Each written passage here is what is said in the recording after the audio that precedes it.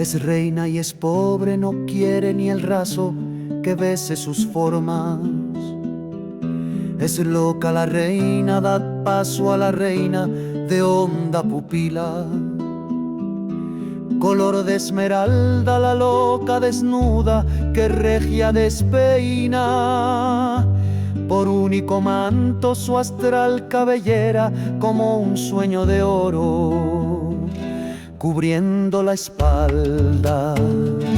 Dad paso que corre la reina la loca, llevando un gran beso y un tibio pedazo de canto en la boca, y un tibio pedazo de canto en la boca. Dad paso que corre la reina la loca.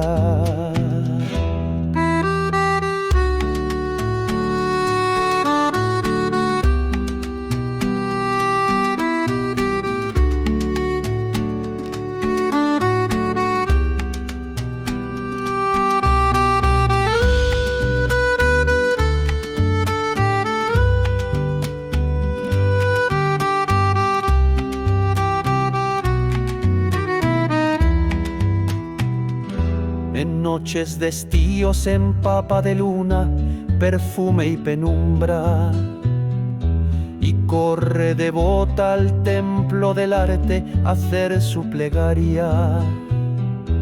Allí no le alumbra ni lámpara débil ni pálido cirio, sino la belleza, la sacra belleza le da luminaria.